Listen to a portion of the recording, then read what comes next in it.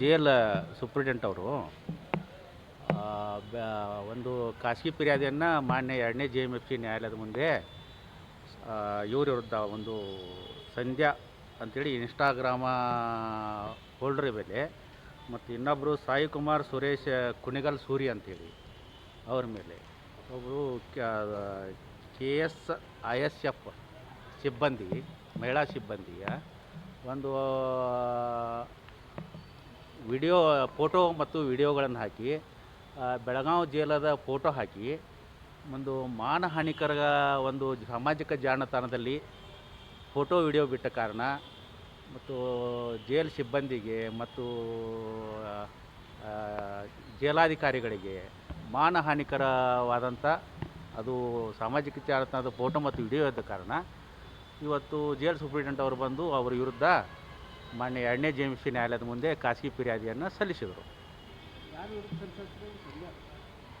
ಅದು ಇಬ್ಬರು ಆರೋಪಿ ವಿರುದ್ಧ. ಒಂದು ಸಂಧ್ಯಾ ಇನ್ಸ್ಟಾಗ್ರಾಮ್ ಅಂತೇಳಿ ಅವ್ರ ಪೂರ್ತಿ ವಿಳಾಸ ಸಿಕ್ಕಿಲ್ಲ, ಅವ್ರ ಪೂರ್ತಿ ವಿಳಾಸ ಸಿಕ್ಕ ನಂತರ ನ್ಯಾಯಾಲಯಕ್ಕೆ ಸಲ್ಲಿಸಲಾಗೋದು ಅಂತ ಹೇಳಿದ್ದಾರೆ. ಇನ್ನೊಬ್ಬರದು ಅವರು ಸಾಯಿ ಕುಮಾರು ಅಲಿಯಾಸ್ ಸುರೇಶು ಅಲಿಯಾಸ್ ಕುಣಿಗಲ್ ಸೂರಿ ಅಂಥೇಳಿ ಈಗಾಗಲೇ ಕೆಲವು ಪ್ರಕರಣಗಳಲ್ಲಿ ಆರೋಪಿ ಇದ್ದಾನೆ.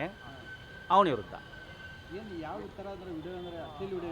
ಅಶ್ಲೀಲ ವಿಡಿಯೋ. ಅವಳು KSISF ಸಿಬ್ಬಂದಿ ಅವಳದು ಒಂದು ಅಶ್ಲೀಲ ವಿಡಿಯೋವನ್ನು ಅವನು ಸಾಮಾಜಿಕ ಜಾಲತಾಣದಲ್ಲಿ ಹಾಕಿ ಅದರಲ್ಲಿ ಬೆಳಗಾವಿ ಜೈಲ್ ಫೋಟೋನು ಸಹ ಹಾಕಿದ್ದರಿಂದ ಈ ಬೆಳಗಾವಿ ನ್ಯಾಯಾಲಯದಲ್ಲಿ ಅವರು ಮಾನಹಾನಿಯಾಗಿದೆ ಸಿಬ್ಬಂದಿಗೆ ಮತ್ತು ನೌಕರಸ್ಥರಿಗೆ ಅಧಿಕಾರಿಗಳಿಗೆ ಅಂಥೇಳಿ ಅವರು ದೂರನ್ನು ಸಲ್ಲಿಸಿದರು. ಬೆಳಗಾವಿ ಸಿಬ್ಬಂದಿ ಅಂತ ಹಾಕಿದ್ದಾರೆ ಸರ್. ಬೆಳಗಾವಿ ಸಿಬ್ಬಂದಿ ಅಂತ ಹಾಕಿಲ್ಲ, ಬೆಳಗಾವಿ ಜೈಲದ ಫೋಟೋ ಇದೆ. ಅಂದರೆ ಇವ್ರ ವಾದ ಏನು ಇದು ಬೆಳಗಾವಿ ಜೈಲದ ಅಲ್ಲ ಅಂತ ವಾದ. ಬೆಳಗಾವಿ ಜೈಲದ್ದು ಅಂತಲ್ಲ, ನಮಗೆ ಮಾನ ಆಗಿದೆ. ಈಗ ಸಾಮಾಜಿಕ ಜಾಲತಾಣದ ಹಾಕೋದ್ರಿಂದ ಸಾಕಷ್ಟು ಸಾರ್ವಜನಿಕರು ನೋಡ್ತಾರೆ. ಸಾರ್ವಜನಿಕರ ನೋಡಿಕೆ ಸಿಬ್ಬಂದಿ ಮೇಲೆ ಒಂದು ಅವಹೇಳನಕಾರಿಯಾದ ಭಾವನೆ ಬರುತ್ತೆ.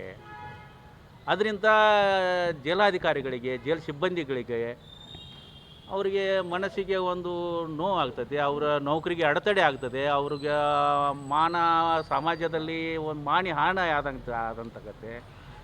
ಅದಕ್ಕೆ ಅವರು ಕಾನೂನಿನಡಿಯಲ್ಲಿ ಹಾನಿ ಆದರೆ ದೂರನ್ನು ಸಲ್ಲಿಸುವ ಅವಕಾಶ ಇದೆ, ಅವರು ಸಲ್ಲಿಸಿರುತ್ತಾರೆ. ಪಬ್ಲಿಕ್ ಸರ್ವೆಂಟ್ ಏನಾದ್ರು ತಪ್ಪು ಮಾಡಿದ್ರೆ ಯಾಕೆ ಪ್ರಕರಣ ದಾಖಲು ಮಾಡೋದಿಲ್ಲ? ಯಾಕೆ ಅವ್ರನ್ನ ವಜಾ ಮಾಡುವಂತ ಕೆಲಸ ಮಾಡಲ್ಲ? ಕಾನೂನು ಅನ್ನೋದಿರೋದು ಬರೀ ಪಬ್ಲಿಕ್ಗ. ಕಾನೂನ ದುರುಪಯೋಗ ಮಾಡುವಂತ ಈ ಪಬ್ಲಿಕ್ ಸರ್ವೆಂಟ್ ಮೇಲೇನು ಸಹ ಕಾನೂನ ಪ್ರಯೋಗ ಮಾಡಲೇಬೇಕು ಅಲ್ವಾ? ನೀವೆಲ್ಲರೂ ನೋಡಿದೀರಾ, 3 ಸ್ಟಾರ್ ಇರುವಂತ ಮಹಿಳೆ ಕಾಕಿ ಬಿಚ್ಚಿಕೊಂಡು ಲೈಂಗಿಕ ಕ್ರಿಯೆ ನಡೆಸ್ತಾ ಇದ್ದಂಥದ್ದು. ಯಾರ ಜೊತೆ?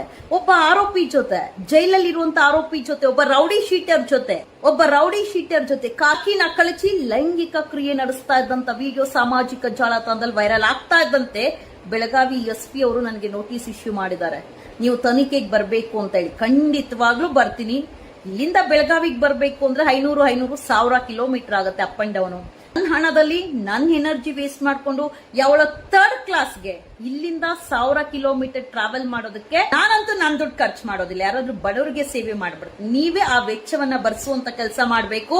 ಖಂಡಿತವಾಗ್ಲೂ ನಿಮ್ಮ ತನಿಖೆಗೆ ಬಂದೇ ಬರ್ತೀನಿ. ಆದ್ರೆ ಒಬ್ಳು ಪಬ್ಲಿಕ್ ಸರ್ವೆಂಟ್ ಆದವಳು ಒಬ್ಬ ಆರೋಪಿ ಜೊತೆ, ರೌಡಿ ಶೀಟರ್ ಜೊತೆ ತನ್ನ ಬಟ್ಟೆನ ಬಿಚ್ಚಿ ಲೈಂಗಿಕ ಕ್ರಿಯೆ ನಡೆಸ್ತಾ ಇರುವಂತದ್ದು ವಿಡಿಯೋ ಸಾಮಾಜಿಕ ಜಾಲತಾಣದಲ್ಲಿ ಇಡೀ ದೇಶನೇ ನೋಡ್ತಲ್ಲ. ಅವಳ ಮೇಲೆ ಏನ್ ಕ್ರಮ ಜರುಗಿಸಿದೀರಾ?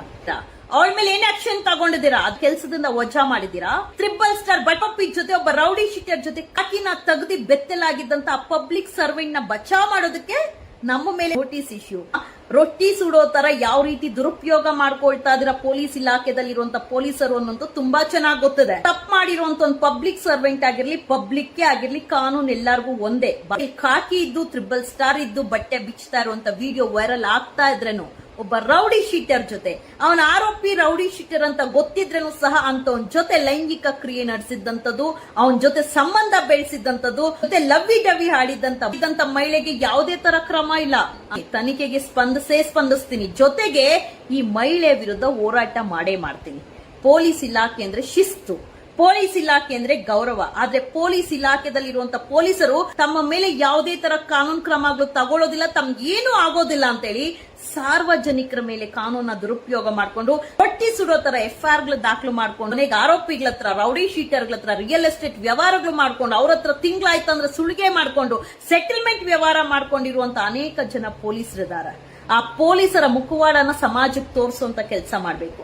ಒಬ್ಬ ಪಬ್ಲಿಕ್ ಸರ್ವೆಂಟ್ ಮಾಡಿದ್ದಂತ ತಪ್ಪನ್ನ ಸಮಾಜಕ್ಕೆ ತೋರಿಸುವಂತ ಕೆಲಸ ಮಾಡಿದ್ರೆ ಪಬ್ಲಿಕ್ ಮೇಲೆ ಕ್ರಮ ತಗೊಳ್ಳುವಂತ ಪೊಲೀಸರು ಪಬ್ಲಿಕ್ ಸರ್ವೆಂಟ್ ಮೇಲೆ ಯಾಕೆ ತಗೊಳ್ಳೋದಿಲ್ಲ? ಕಾನೂನು ಭಾರತದ ಸಂವಿಧಾನದಲ್ಲಿ ನಮ್ಮ ಡಾಕ್ಟರ್ ಬಾಬಾ ಸಾಹೇಬ್ ಅಂಬೇಡ್ಕರ್ ಅವರು ಪೊಲೀಸರಿಗೊಂದು ಕಾನೂನು, ರಾಜಕಾರಣಿಗಳಿಗೊಂದು ಕಾನೂನು, ಸಾಮಾನ್ಯ ಜನರಿಗೊಂದು ಕಾನೂನು ಅಂತ ಬರೆದಿದ್ದಾರೆ.